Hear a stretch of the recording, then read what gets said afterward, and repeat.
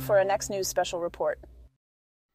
And now a story that's catching fire in the political world. Remember Robert Francis O'Rourke, the Texan who's run for public office more times than we can count?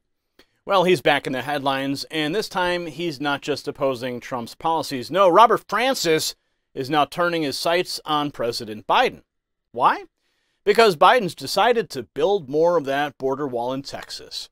Stick around for the entire report, because by the end you'll hear my final thoughts on why this heated debate over border walls is so pivotal for our great republic. Beto O'Rourke, or Robert Francis, that's his real name, the outspoken Texan, has never been one to shy away from controversy. He's criticized border walls in the past, particularly during the Trump administration. Now, in an unexpected turn, O'Rourke has set his eyes on a member of his own party, President Joe Biden. The heart of the matter, the Biden administration's recent decision to build more barriers along the Texas-Mexico border. O'Rourke's strong disapproval isn't merely about walls, but rather the message he believes they send. He took to social media to air his frustrations, calling out President Biden directly. O'Rourke questioned the effectiveness of walls, suggesting that this new construction may blur the lines between the current administration and former President Trump's immigration policies. Robert Francis' passionate argument against the wall isn't just about concrete and steel. He accuses Biden of missed opportunities, especially in terms of reforming the asylum system, viewing the wall as mere political posturing. Many, however, would argue that walls, like any tool, can be effective when used correctly. Think of the walls around our homes. They're not just decorative, they provide security, delineating private space from public space. They allow law enforcement to work more efficiently.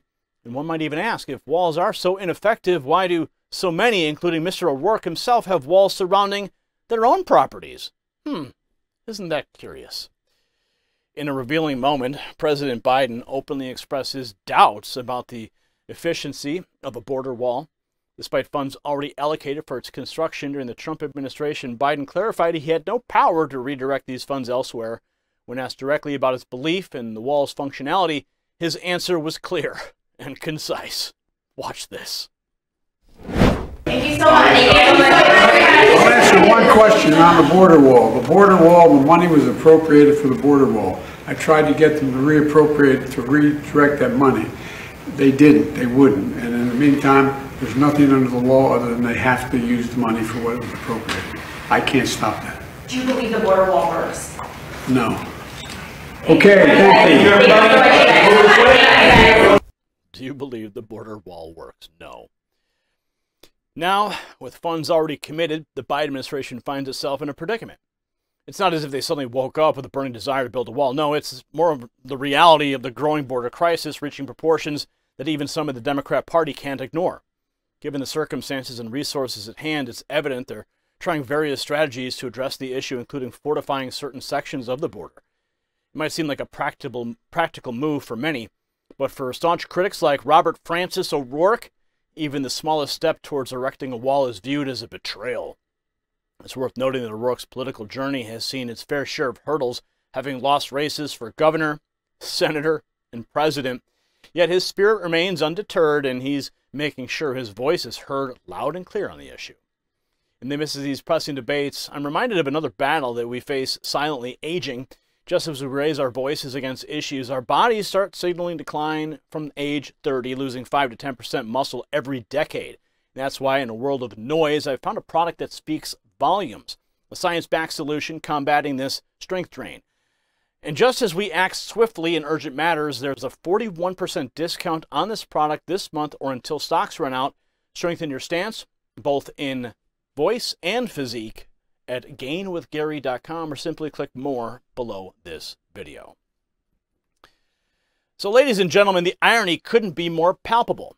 Here we have Robert Francis O'Rourke comfortably cocooned behind the walls of his private residence, vehemently opposing the concept of a wall for our nation's border. It's almost comical.